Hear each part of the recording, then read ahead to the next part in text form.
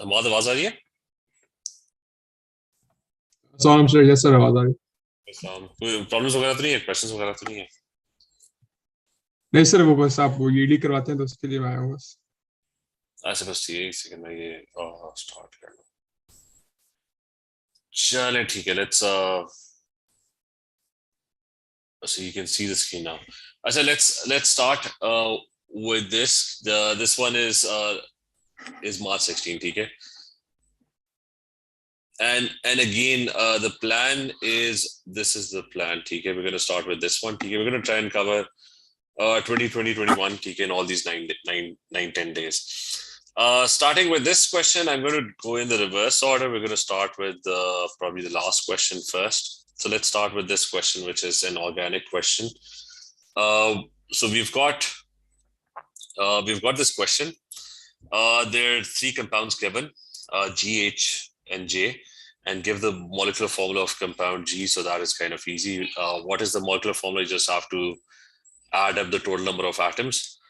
So in this formula, what is the molecular formula? You've got, just one second. So it's got how many carbon atoms? That's 4 carbon atoms, and you can count the hydrogen. That's 4, and 3, that's 6.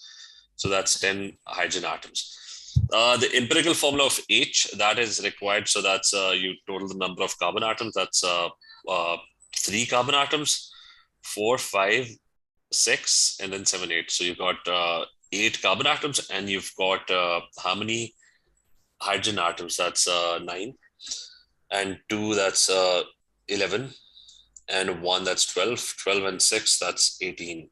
So your empirical formula, or the simplest ratio, is going to be C9H, C4 and H9. And then you have to draw the skeletal formula. When you draw the skeletal formula, what do? You just draw the carbon atoms and link them up. So these are your 4 carbon atoms. So I'm going to link those 4 carbon atoms. That's 1. Then I've got the second one. In the bottom, there's the third one. On the right side, you got a 4th one, and then the 5th one. So on the right side, you got a 4th one, and after that, you're going to have a 5th one. You're going to include the functional groups. The functional groups that you have over here, that's an OH group.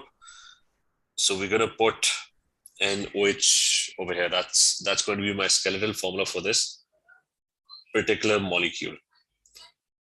So then the next question is, you've got, write an equation to represent the complete combustion of H. So I'm just going to do it over here. What happens when you burn it? It is going to produce carbon dioxide and water, complete combustion.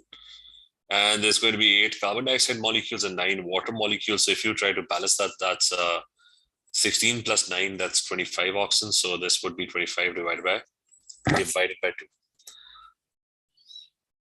So you've got part C. Fossil fuels are often contaminated with sulfur. So you have to tell them that so they're often contaminated by sulfur. Explain why supplies of fossil fuels that contain sulfur pose a problem to the environment. So what happens when sulfur burns? So what does it produce? It produces sulfur, reacts with oxygen, and ends up producing sulfur dioxide. Okay, so what does sulfur? Okay, so what does sulfur dioxide do? What is sulfur dioxide? Acid rain. Okay, so it produces acid rain, and you have to focus on the environmental problem. So what does acid rain do? It makes the soil acidic. And that's the environmental problem. That's your soil and water bodies, they become acidic. There are other problems as well, but they were specific. You had to be very specific about the environment. So the other problems that you can talk about, not in this question, but otherwise, that's it causes skin and eye irritation. So if they're talking about the human health, it's going to be skin and eye irritation. And if they're talking about, it also corrodes limestone buildings. So that is another harmful effect, but those don't include the environment. Now explain the differences in the boiling points of the 3 compounds. So which one out of the 3 do you think has the highest boiling point, and why? So J, hydrogen bond. Okay, so this one has the highest boiling point, and the reason for that is it's got hydrogen bonds. And you have to, when you're writing the answer, it's not just going to be hydrogen bonds. You're going to explain that hydrogen bonds are stronger compared to what? What do the other two have? Van der Waals forces. So the other two have van der Waals forces. So they're stronger compared to van der Waals forces, or a lot stronger. And so then you have these two molecules. What do these two have? I mean, both of them, are they polar, non-polar? Do they only have van der Waals forces, or do they have any other thing? Only van der Waals. So they only have van der Waals forces, which are weak intermolecular forces. But which one is going to have a higher boiling point between the two? H. Okay, that's going to be H. Do they have the same? And why would H have a higher? More electrons. Okay, so you can say it has more electrons. Stronger van der Waals because it's a bigger molecule. It's got more electrons. So that's why it's going to have more temporary dipole reduced dipole. So you're going to use that word as well. Because a lot of lines were given. It's a 4-mark question, so you have to explain everything. Now, the next part is compound J can be produced from 2-chloro-2-methyl-butane and give the reagents and conditions for this reaction. So what is 2-chloro-3-methyl-butane? I'm just going to draw it right next to it. I mean, this is J, right? 2-chloro-3-methyl-butane. So butane is 4 carbon atoms. On the second one, there is chlorine. And what was the name of the molecule? It was 2-chloro-3-methyl, I think. 2-chloro-3-methyl. So it's 3-methyl. So on the third one, there's a methyl. Now, do the two molecules look exactly the same? Does this look like this one? I think they do exactly look. It's 1, 2, 3, 4 carbon atoms in a line. So that's 1, 2, 3, and 4 carbon atoms. So 1, 2, 3, and 4 carbon atoms in a line. On the second one, there's another carbon atom. So they're basically kind of the same molecule. So what is happening is that the OH gets substituted by the Cl gets substituted by OH. So what reagents are required to do that? NaOH aqueous. NaOH aqueous. Okay, that's a substitution reaction. Remember, halogenoalkanes, you can substitute a halogen. And I'll open the chart as well, just for revision. This one.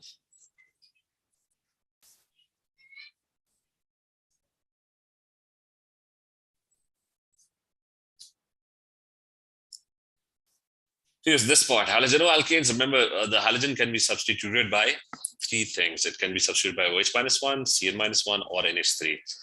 And if you want to substitute by OH, that's NaOH aqueous and reflux.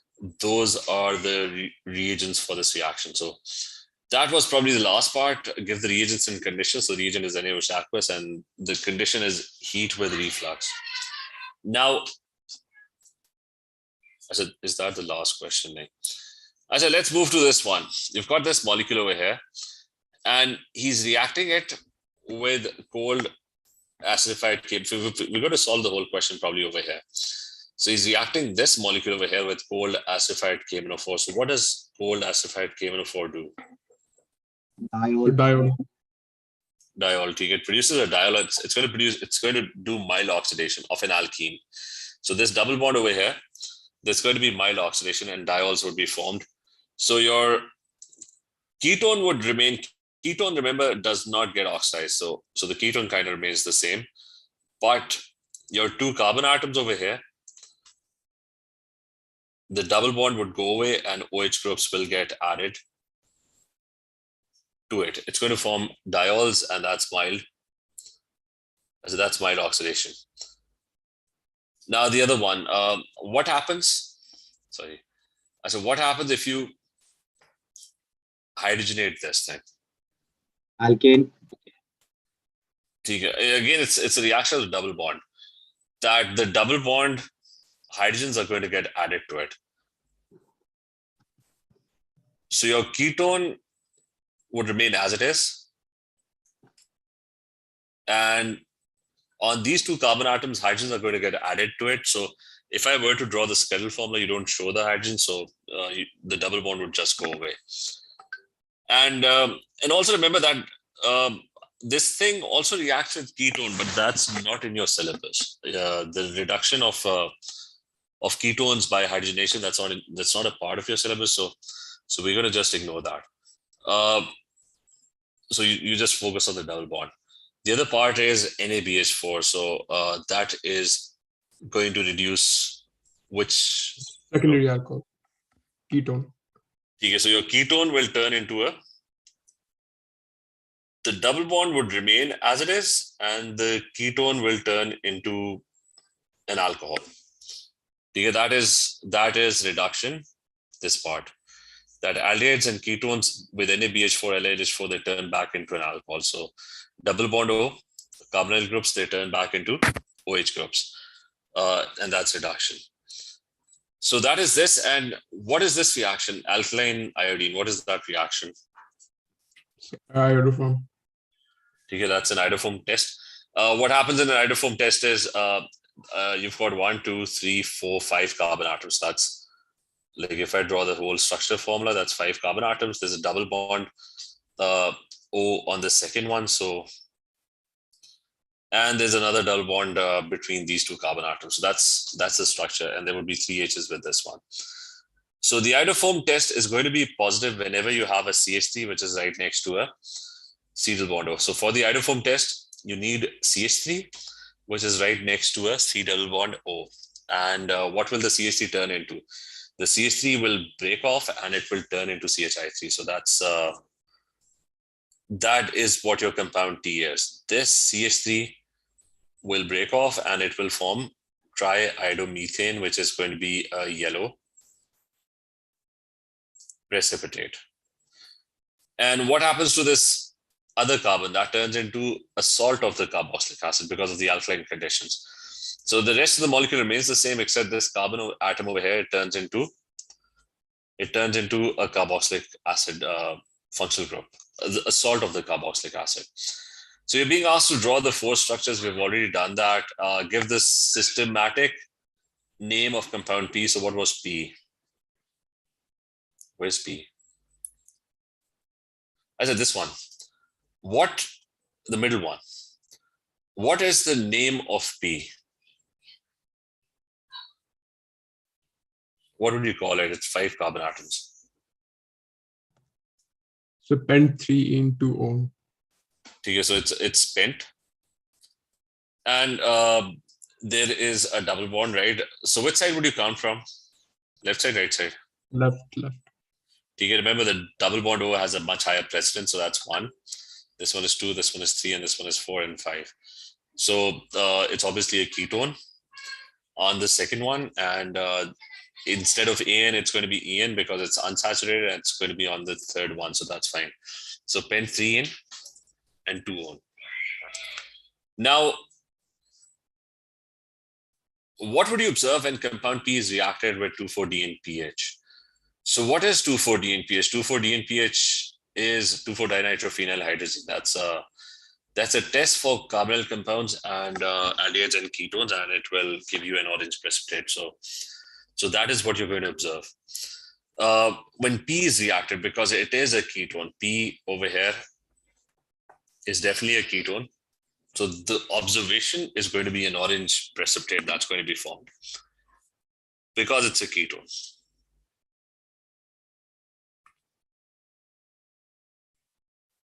So now the next one is that it says that compound U contains. Now this one has nothing to do with the questions that we have done so far. This is a separate part. So the question states that compound U contains a chiral center. So you're getting all these small bits and pieces of information. So you've got C5H8O and has the same molecular formula as compound P. So it has the same formula. It readily decolonizes bromine water. So what information do you get from this? Double bond. Okay, so it's got a double bond. Does not show cis trans. So what does that mean? I mean, it's got a double bond, but does not show cis trans. So what does that mean? Like what Two kind of a double? identical same groups. Okay, so at least one of the carbon atoms, both groups would be identical. Because for cis trans, you need the double bonded carbon atoms to be bonded to two different groups. So it's not going to show cis trans.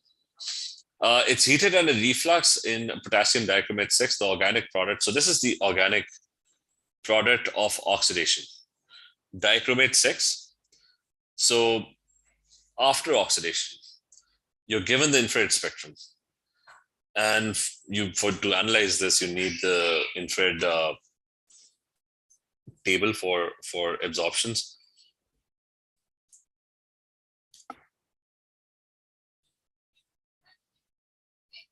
So now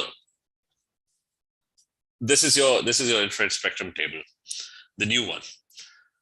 So two things that are very easy to identify are the ones that I've already marked. That there's going to be, if you have a serial bond, there's going to be a strong absorption in the 1600, 1700 wave number, which is basically 1 over lambda.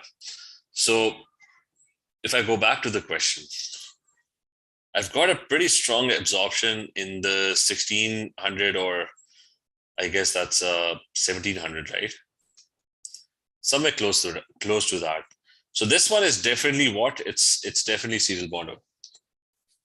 And what kind of absorption do you have at the 3000 mark? At the 3000 mark, you've got the alcohol absorption, the OH bond vibrating. That's going to absorb frequencies in the 2500 to 3000. We're going to ignore or discount for NH because there is no N in our formula. So I'm not going to discuss that. So it's definitely this one over here.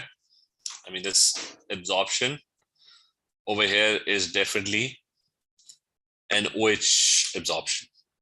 Is that clear? Yep. So what compound is this? What functional group would it have? Carboxylic acid. So is this considered as strong? 2500 to 3000. This is strong. It is strong and it's also broad. I said now what they've done is, if you compare the old data booklet with the new one, the recent one, this is going to be printed next to the question, right? So they've removed a lot of absorption. They've removed the information. There's no information about the shape of the peak. But I mean, that was something that was kind of very helpful as well. The shape of the absorption gave you kind of some very useful information. So I'll just compare it with the old one. So I think it's better that if you just remember a few of them. Like I'm opening the old data booklet now. Okay, the 2021. So if I look at the infrared absorptions, so in the new table, this is missing. But this one was very helpful. I mean, the appearance of the peak wasn't really helpful, but it was kind of very helpful for OH, because whenever you had a carboxylic acid OH, you had a strong and very broad absorption. But that information is no longer available in the table that you have from now on. So I think it would still be. I mean, this thing would still be very important, that whenever you have a strong and very broad absorption at the 2500 3000 mark, that kind of means that you've got an OH that belongs to a carboxylic acid. So this OH is not just any OH. It's an OH that belongs to a carboxylic acid. So these two groups, they kind of help you identify that it must be a carboxylic acid, because it's got an OH that belongs to a carboxylic acid, plus it's also got a acetyl bond absorption as well. Kika, is that clear? Yes. Yes, sir. So, but this is the product of oxidation. So who gets oxidized? Like if you look at the chart, carboxylic acid. So your original molecule is either going to be an aldehyde or it might be a primary alcohol. Is that clear as well? Yep.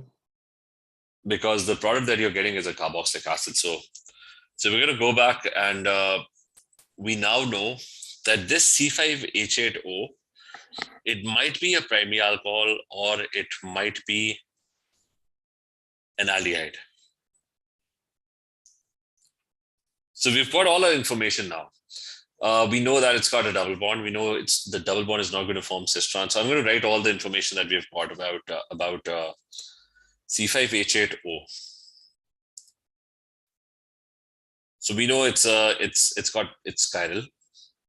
We know it's got a double bond, but it's a double bond that does not show cis or trans. What else do we know? We know that it's a primary alcohol or it's an aldehyde.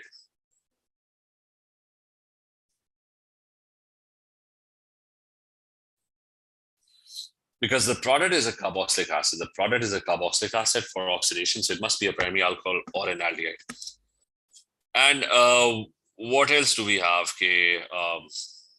What's the other information that we've got? It's bromine water, no cis trans.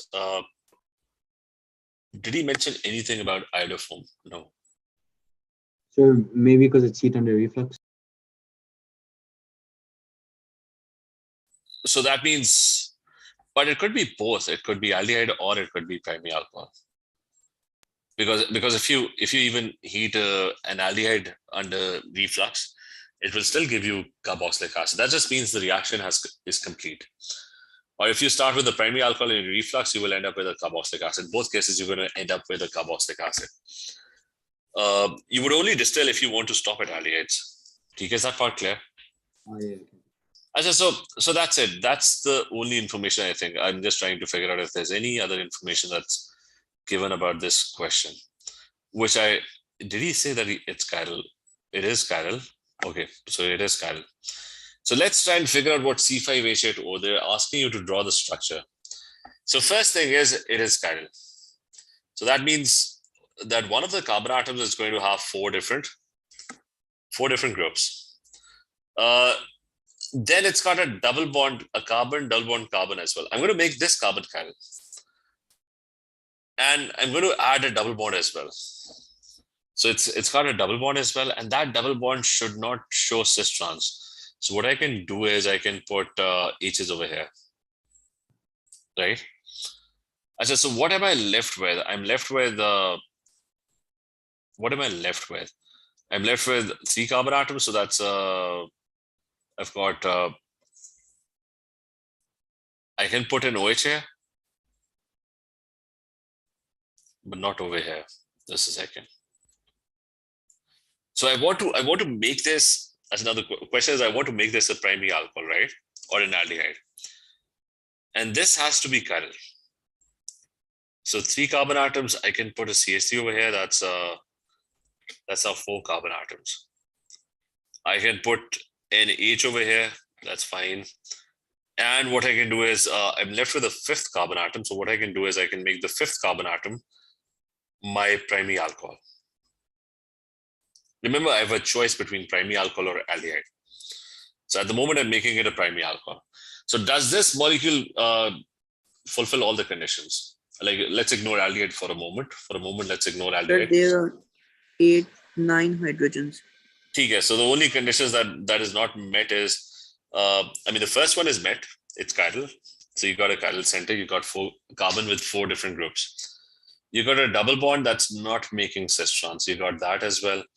You got a primary alcohol, so I put in a primary alcohol over here as well. But the only problem now is that the hydrogens are 3, 4, and 7, and 2, 9.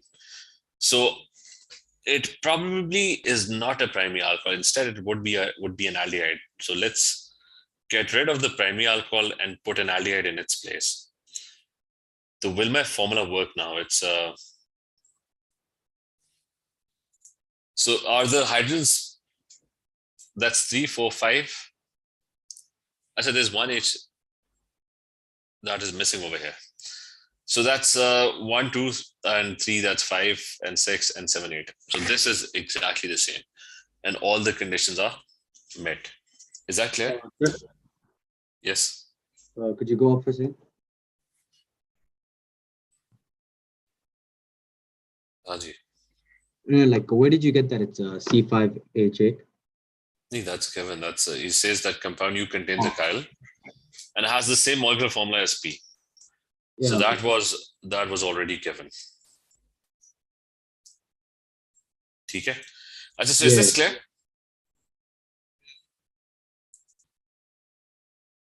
Achha, so Yes, sir. Achha, so next one. Let's do the previous question now. We've already done this one. The first two questions. There's another organic question, I think. Achha, this one. He's saying draw a dot and cross diagram to represent the bonding in a molecule of NH3 and state this. So that's easy. Dot and cross, right? So it's N with 3 H's. And there's an N. So you can draw the circle thing or you can draw the lowest structure. It's the same thing. Now, N has lone pairs. What is the shape of this molecule? So trigonal pyramidal. Okay, that's going to be trigonal pyramidal because it's 3 bonds. They didn't ask you to draw the shape, I think. You just have to state the shape, right? So it's going to be pyramidal because the lone pair on the top, so it's going to be trigonal pyramidal. What would be the angle in this one? I mean, that's not part of the question. 107. Because the angle is 107 degrees. It would have been tetrahedral and the angle would have been 109.5 if there had been a bond over here instead of electrons. The next one is... Sir? Yes. Shouldn't it be bend shape if there's a lone pair? But there are 3 bonds, right? So it's like a pyramid. Like, So the lone pair doesn't matter, you don't consider? No, the lone pair matters. That's why it's bent. Otherwise, it would have been fan shaped. It would have been, if let's assume there was no lone pair, right? Then it would be a planar molecule like AlCl3. What the lone pair does is that it pushes the 3 bonds downwards and it ends up forming a pyramid-like structure. Right, okay. I mean, there's a lone pair sitting on top and that's pushing all the other bonds downwards. So it's like a fan, but the fan blades are like pointing downwards, right? Is that clear? Yes, sir. So next one, you've got HCN and they're asking you to sketch the shape of the sigma bond and one of the pi bonds in the space below show clearly the position of the atomic nuclei in each diagram. So when you're answering this, be very careful with what they're looking for. First thing, can anyone tell me what would the carbon orbitals look like when it's, what type of hybridization is this?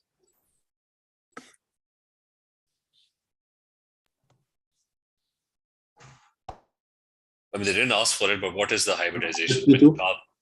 Sp. Sp. Yeah, so that's Sp. Okay, that's Sp. What happens in Sp is that there's a carbon and 1 electron gets pulled in one direction because there are only 2 atoms bonded to it, right? 1 electron of carbon gets pulled in the other direction. And carbon has 2 more electrons in its p orbital. So it's got 2 more electrons in its p orbitals, and those 2 electrons, they end up forming pi bonds, which is why you got a triple bond. Because this p orbital will overlap with, I'm just going to quickly draw or sketch the whole molecule. N has 3 orbitals as well. So N has exactly kind of the same. I'm just going to go in a bit more detail with this question, although the question is very simple. I'll explain the, sorry. So I'll explain this, but carbon had, I'll just go over Sp hybridization just a little bit. So carbon had 4 electrons in its outer shell, 2px1, 2py1, and 2pz1. So basically think of it as 4 electrons. One of its orbitals got pulled in one direction by the nitrogen nucleus because nitrogen wanted an electron, right? So that, let's assume that's the s orbital. It got pulled in that particular direction, and that's now, it has changed its shape. So it's now an sp hybrid orbital. So when the orbital changes shape, you can't call it an s orbital because it's no longer looking like an s orbital. The other one gets pulled in this other direction because the hydrogen atom is trying to gain that electron. So it's getting stretched in one direction. So it's no longer the 2px orbital. It's going to be known as the sp hybrid orbital. While the other two, no one is pulling, I mean, these other two, 2py and 2pz, no one is interested in these orbitals because there is no other atom. So nothing happens to them. And then you've got a nitrogen atom. The nitrogen atom also has 4 orbitals in its outer shell, but one of them is already full. So one of them is already full, and it wants to, it's got 3 electrons, 3 orbitals that need electrons. So one of its orbitals gets pulled in one direction, and they end up forming a sigma bond over here. So that's your 2px, and the 2py and 2pz. This is the y-axis, this is the z-axis.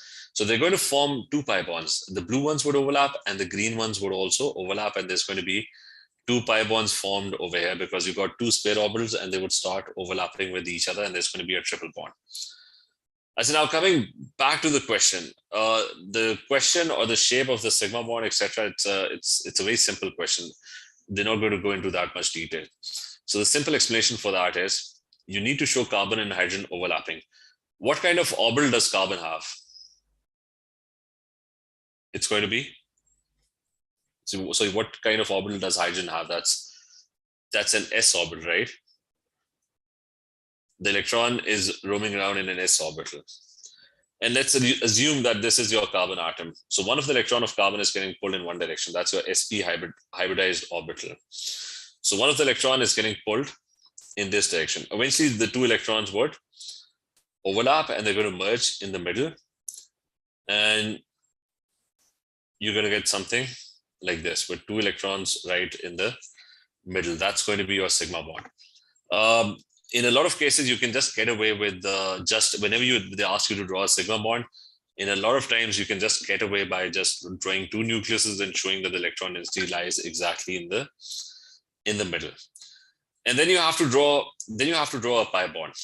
So all you have to do is, in a pi bond, there's just sideways overlap of orbital. That's it. So you just have to show that the blue ones are overlapping. So all you have to do is, so that's because they were very specific about showing the position of the nucleus. So that's a carbon atom, that's a nitrogen atom. And for a pi bond, it's going to be a sideways overlap of orbital, and they would start overlapping. So you can shade all of that. That's 2 orbitals merging and forming a pi bond. That's about it. And pretty much in all, Haji. Could you please give an example where Sp3 or Sp2 would happen? I'll explain Sp2. So I'll start with Sp3 very quickly. Just one second. Let me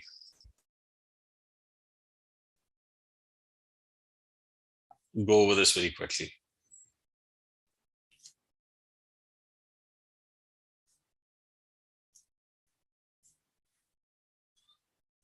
So first thing, Sp3 is when carbon is bonded with 4 atoms. Or the simple explanation is when carbon does not form any pi bonds, no pi bonds. And we can extend this to not only carbon, but also we can extend this to nitrogen and oxygen. These 3 atoms. So when you have carbon, nitrogen, and oxygen, and they don't, because they all have 4 orbitals. Carbon has 2s, 2px, 2py, and 2pz. Each one having 1 electron. Nitrogen also has the same orbitals, but one of them is completely full. Oxygen also has the same orbitals, but 2 of them are full. So Sp3 hybridization happens when there is no pi bond forming. In the case of carbon, that's basically tetrahedral. When carbon is, if we are being specific about carbon, it's tetrahedral. All bonds are single bonds.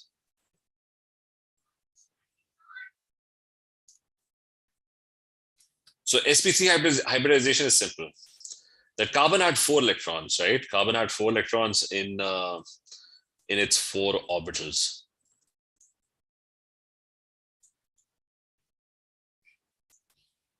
So one electron gets pulled in one direction, the other electron gets pulled in another direction. You got another electron getting pulled in another direction, and you got another electron getting pulled in another direction. So carbon's electrons would kind of look. So they're going to kind of look like this.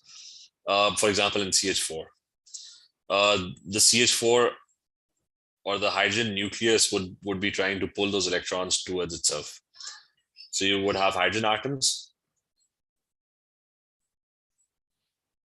And instead of calling them by their original names, you start calling them sp3 hybrid orbitals because they all look exactly the same.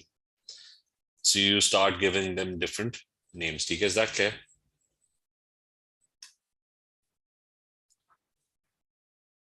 Yeah, okay. I said then sp2, what happens in sp2? I said in sp2, again, this applies to carbon, nitrogen, and oxygen. TK, you can extend this to nitrogen and oxygen as well. In sp2, it forms one pi bond at least. Or in the case of carbon, what you can state is, just in the case of carbon,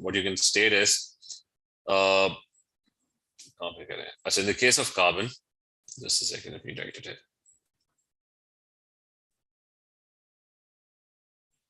So in the case of carbon, it's making 3 sigma bonds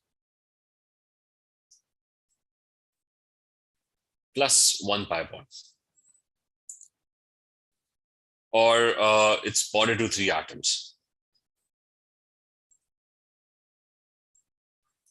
So again, carbon has the same electrons, but in this case, carbon is only bonded to 3 atoms. So those 3 atoms, they pull the 3 electrons in 3 different directions. And that leaves the 4th electron or the 4th orbital unchanged. So your 2s1, 2px1, 2py1, and 2pz1, 3 of them, they change shapes. So those 3 electrons are getting pulled in 3 different directions. So the atom kind of looks like this. It's going to be 1 electron getting pulled in this direction, 1 in this direction, 1 in this direction, while the 4th one is your p orbital. And that 4th extra orbital is involved in pi bonding. So for example, in the case of ethene, they often ask you to draw ethene and show the pi bonding. So in the case of ethene, this is exactly what happens. That carbon's 3 electrons get pulled in 3 different directions by 3 different atoms. And that carbon is also making 3 sigma bonds.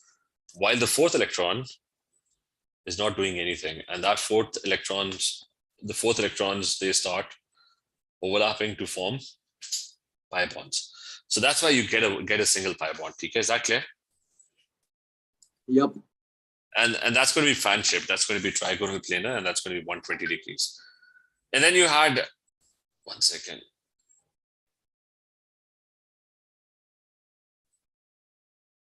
Hadia, which one? I said then you have Sp hybridization. So the question was about Sp hybridization. So Sp is when carbon, nitrogen, oxygen, they end up forming 2 pi bonds. So when they end up forming 2 pi bonds, in that case, carbon is only bonded to 2 atoms. Carbon would be bonded, 1 electron getting pulled in one direction, the other electron getting pulled in the other direction. So that's an example would be carbon dioxide. In carbon dioxide, carbon's electrons get pulled in 2 different directions because there are only 2 atoms. So the other 2 electrons are out of the 4 electrons, they remain intact and they're basically your unused p orbitals. And these p orbitals are then involved in pi bonding. So this is what is happening in this question as well, that you have an HCN molecule. So carbon's electrons, one of them gets pulled in one direction, the other one gets pulled in the other direction. And 2 of its other electrons, they remain unchanged. 1 in the blue one in the green one. And these end up then forming these pi bonds. So that's why you get a triple bond or a double bond. So you got 2 pi bonds in this case. And that is going to be a linear molecule. So the question about hybridization is going to be kind of relatively simple. One thing that they're going to ask you about hybridization is they're going to talk about the shape of the molecule. The first thing is they're going to ask you to identify which carbon atom is and what hybridization does it have. So as an example, if I have this molecule, so can anyone tell me what is the first carbon atom? Is it sp3 or sp2 or sp, the first one? Sp3. Okay, that's sp3. What is the shape of sp3? That's what? Like sp3 is carbon making 4 single bonds, right? It's going to be tetrahedral. That's sp3. And then the second one, when carbon is bonded to 3 atoms, it's making 1 pi bond. That's sp2. sp2 would look like this. That carbon would be making 3 bonds, and there's going to be a 4th electron that's not doing anything, and that's going to end up forming these pi bonds. And then you've got Sp hybridization, where carbon is only bonded to 2 atoms and it's making 2 pi bonds. So that is Sp hybridization. So one question is about identifying this, and the other one is about the shapes of the molecule. The third thing that they can ask you about is the definition of what, I mean, the questions are going to be relatively simple. The third thing that they're going to ask you about is, the definition of hybridization. So it's simply the mixing of orbitals to form new hybrid orbitals, that's it. And even this question is going to be simple. All you have to do is, when you get this question, is whenever they ask you to draw a pi bond, that's all. They're only asking you to draw a pi bond. So a pi bond is draw 1 p orbital, draw another p orbital, and then there's a sideways overlap. That's it. That's the only thing that you've got to show. Whenever they ask you to draw a sigma bond, the first bond, the overlapping that's happening in the middle, that's your sigma bond. So you're just going to show that overlapping. There's an s orbital overlapping with the hybridized carbon atom electron that's coming from this side. So the 2 electrons would overlap and they're going to merge, and you're going to show the electron density between the 2 nucleuses, lying between the 2 nucleuses. So that's about it. So the questions are going to be very typical, and they're not going to be that difficult. Okay, but is this clear? Yeah. So moving on, what is meant by the term dynamic equilibrium? That's the rate of forward reaction being equal to the rate of backward reaction in a reversible reaction in a closed system. So that is what the definition is. State and explain how the amounts of the chemicals present in the equilibrium mixture will change when the pressure is increased. Which question is he talking about? So I think he's talking about this reaction. So explain to me what happens when pressure increases. The side with Which the side? less moles gets favored. Side with the less moles of gas. Remember, gas moles. Less gas mole side is favored.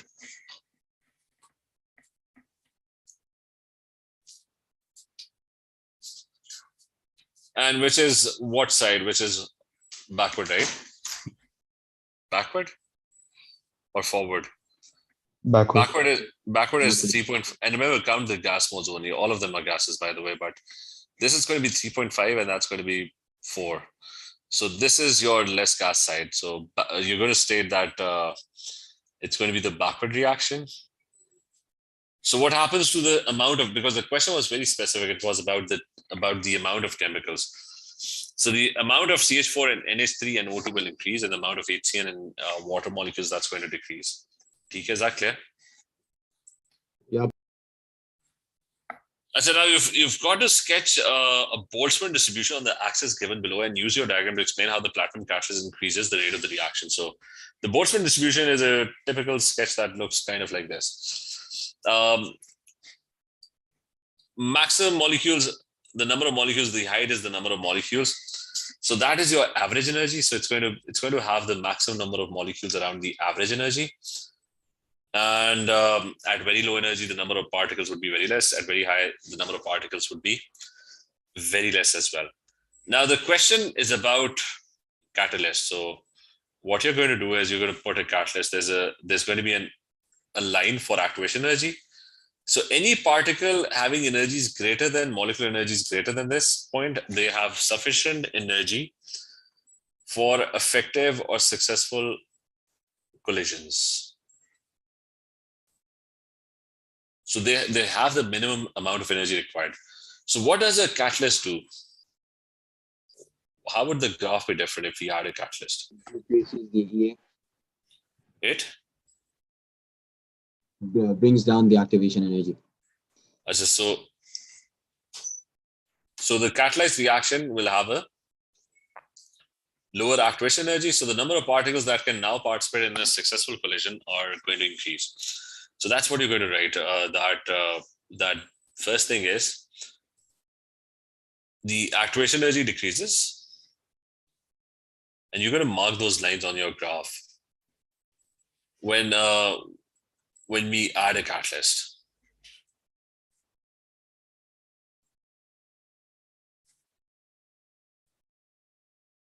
That's point number one. Second would be that, so now you have more particles now have minimum energy E, which is greater than the activation energy.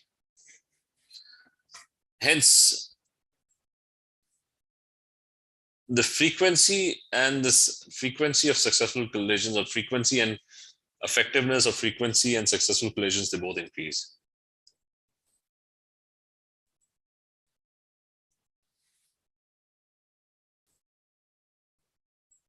Or the proportion of successful collisions increases.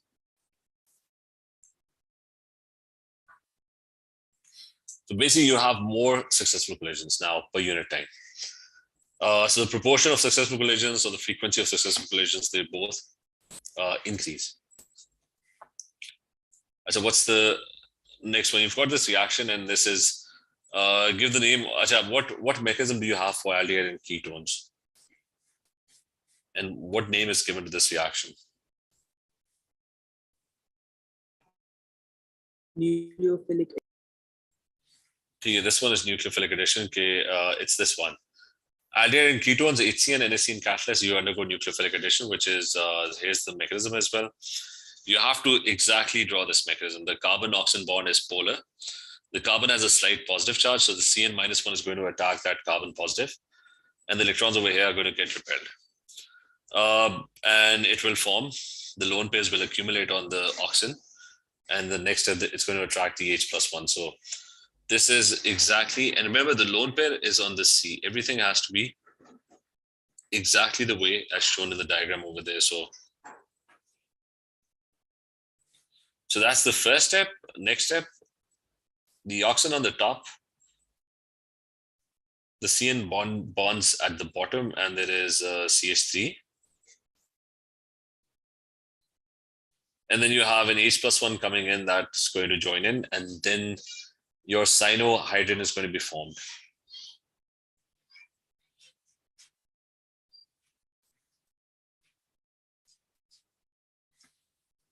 So that's your cyanohydrin.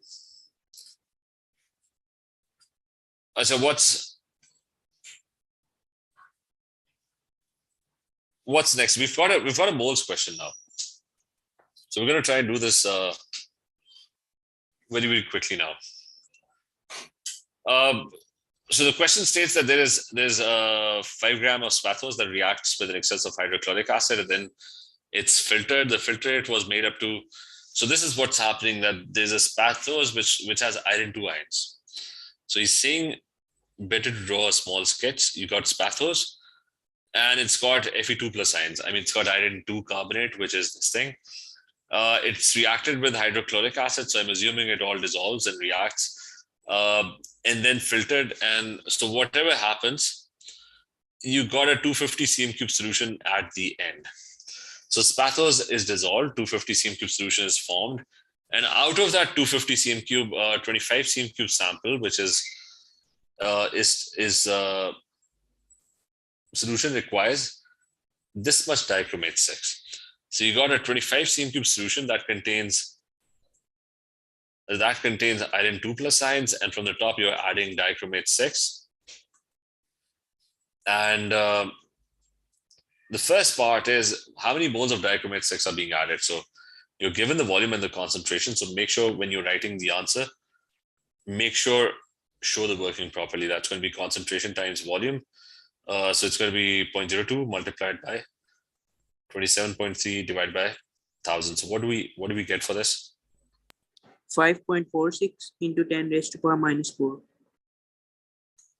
So we're getting 5.46 into 10 to the minus 4 moles. So basically, this is the amount of moles that we are adding. And this amount is reacting with Fe ion. So it's 1:6. So what would be the amount of Fe? Because in the next part, he's asking about the amount of Fe. Even over here, show the working. Tell them that Fe ions and dichromate 6. What ratio do you have? It's a 6:1 according to the equation. So if you've got dichromate 6, it's 5.46 times 10 to the minus 4 moles. This is going to be X. You cross multiply. What do you get for X? That's into 6, right? 3.27 into 10 raised to power minus 3. Minus 3? Yes.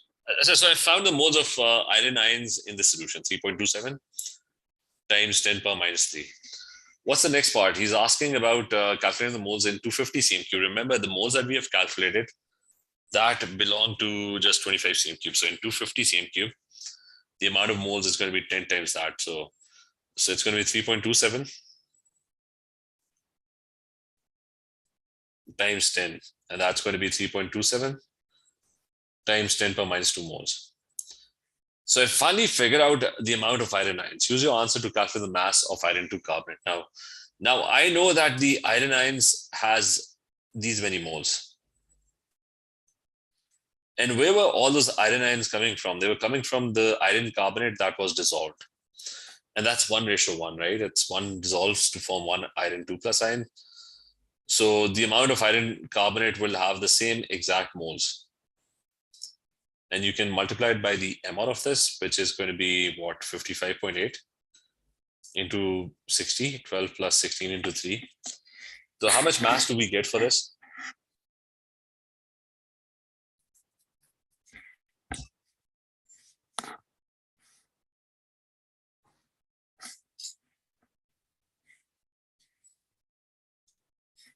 So what do we get for this?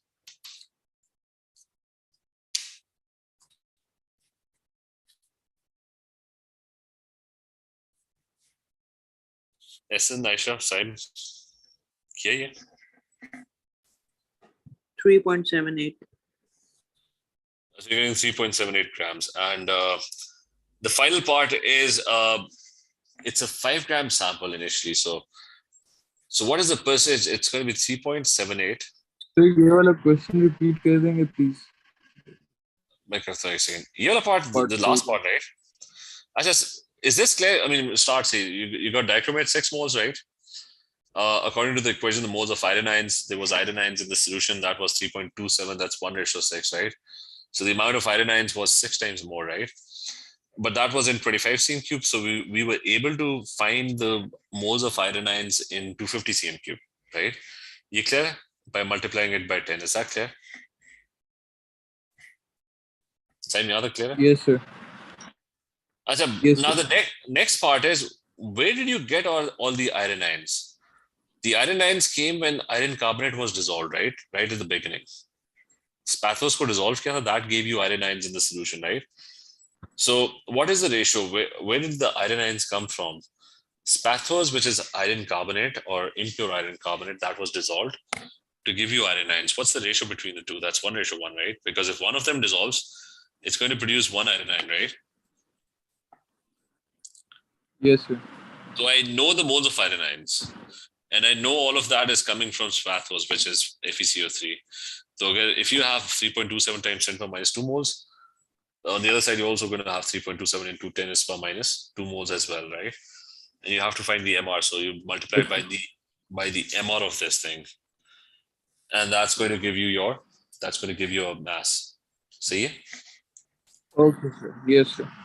And the last thing is you have to find the percentage, which is 3.78 divided by 5. 75.7. Okay.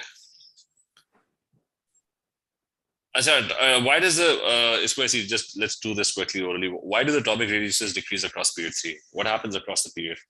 Increase nuclear charge. So nuclear charge increases, right? That's 1. And then the attacks. Same shielding. I mean, if you write all the points, it's nuclear charge increases, right? And Shielding remains constant.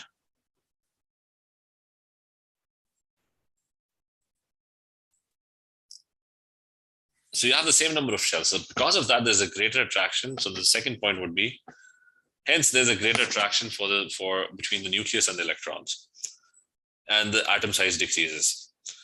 Why is sulfur ionization energy lower than phosphorus? Again, it's a typical question. Increase. Group 6, there's a dip. Why? Because, 2 marks. Spin repulsion of p orbital, sir. That's 1 mark. What's the? Remember, you have to divide that. One thing is 1 mark would be for the comment on the fact that in sulfur, the p orbital is paired.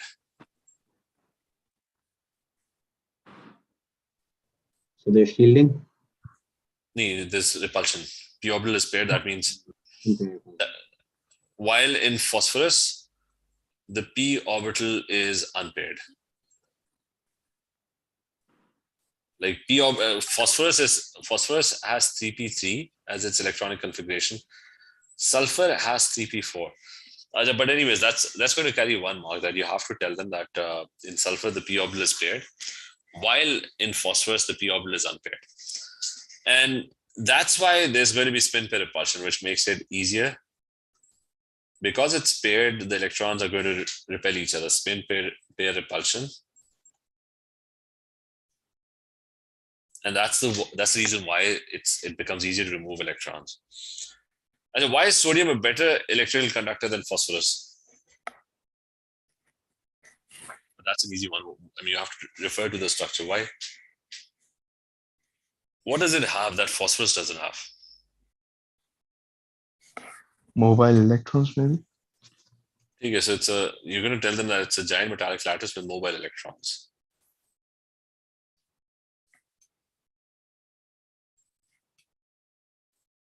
With mobile electrons. The other one is not. Phosphorus is a simple covalent molecule or simple molecular lattice, and it will not have any mobile electrons. Why is magnesium a better conductor than sodium? Both of them are metals, but why is magnesium a better conductor? Magnesium has more electrons. Okay, so it's got more mobile electrons because it can form it loses 2 electrons when it forms an ion.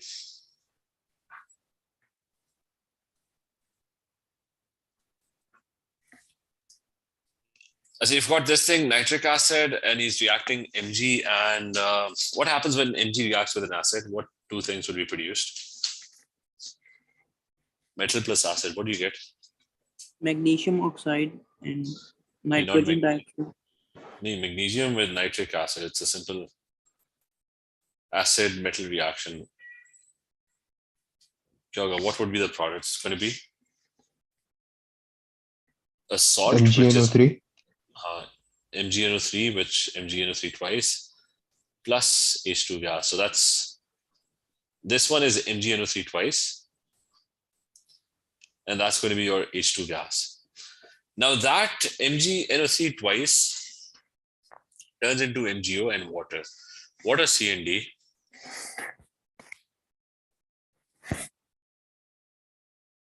Nitrogen dioxide NO. and oxygen.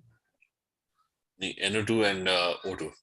Remember, a nitrate, any nitrate would decompose into a metal oxide plus NO2 and O2. He's heating it. That's decomposition. Is that clear?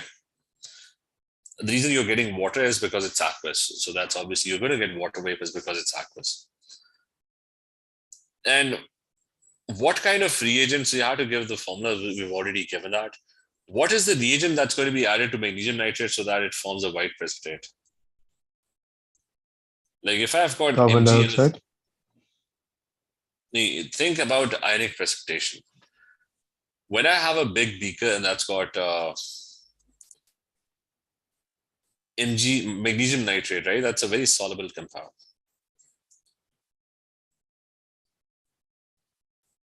So these ions are floating around. What compound can I add that's going to form something that's insoluble, or combine with the ions to form something that's insoluble? What magnesium compound do you think is insoluble? HCl, I think. Oh, no, I don't know. The carbonates are insoluble. Even the hydroxides are kind of soluble. So if I add sodium carbonate to this, now sodium carbonate is a soluble salt, but magnesium and carbonate ions would combine together to form MgCO3, which is an insoluble substance. So what we can do is we can add sodium carbonate to this. The moment you do that, you got a bunch of ions, they're all floating around, and magnesium then captures the carbonate ion to form an insoluble precipitate of MgCO3 solid. What remains in the solution is sodium ions and nitrate ions because they don't form any insoluble compound. So they remain part of the solution. Is that clear? So it could possibly be any, this is ionic precipitation. So the sodium sulfate will not work. The reason it's not going to work is, let's say I've got another beaker, I've got magnesium nitrate, right, in the solution. So the ions are dissociated, they're floating around. And if I add sodium sulfate to it, so there's another soluble salt and that has mixed, the ions are dissociated. The ions don't combine to form anything that's insoluble. So they'll just mix up and they'll just keep floating around. Because if they form magnesium sulfate, that's soluble. If you form sodium nitrate, that's also soluble. So at the end of the day, there's not going to be any new thing that's going to be formed. It's just going to be a bunch of ions that are just floating around. Okay? Hadi, is this clear?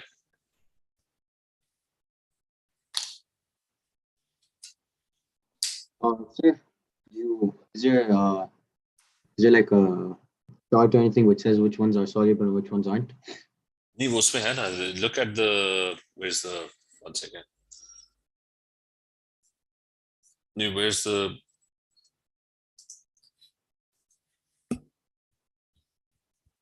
inorganic board, right? Open the inorganic board. Not only does it have, because you have to remember all of this, you have to remember the practical test for cations and anions that you studied in O levels as well. So you got to remember that, and somewhere in this board, it's right over here, that you've got the solubility of salts. So carbonates, magnesium carbonate was something that was insoluble, right? Is that clear? Yeah, okay. All right, so thank you. Okay. So ठीक है साथ क्या question है? I think we're done with the paper. So you've actually missed this one. That's very quickly. A standard solution of iron 3 compound is reacted with tin 2 chloride. This is a redox reaction. So you're asking for an ionic equation. So iron 3 reacting with what? Tin 2. So Fe 3 plus reacting with tin 2 plus, and the product is tin 4 plus and iron 2. So tin 4 plus and iron 2. So that's your equation.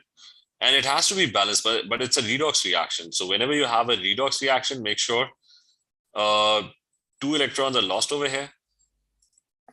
And 3 plus to 2 plus, that means 1 electron is gained. So the number of electrons gained and lost, they must be equal. So this should be multiplied by 2. So there should be 2 ions in the equation. Only then will the number of electrons gained and lost be equal. And then you have to make an equation with state symbols. So tin 2 chloride can be removed. That's tin 2 with HgCl2.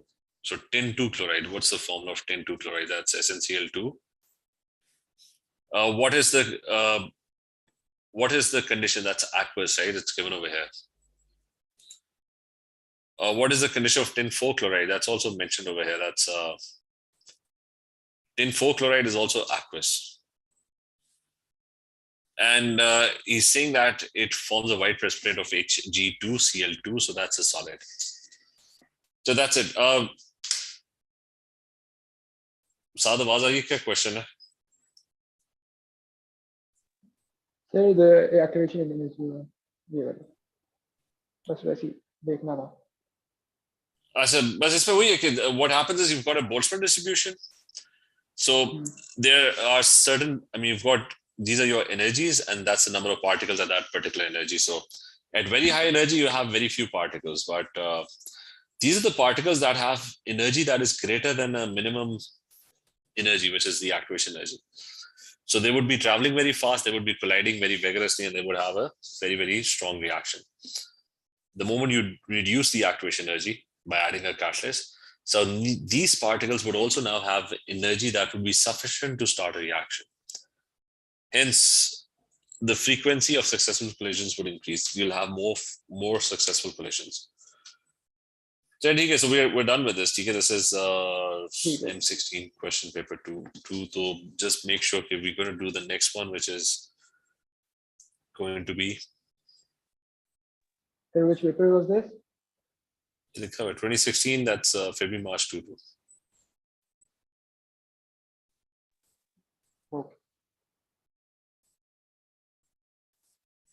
Okay. Everyone, take care.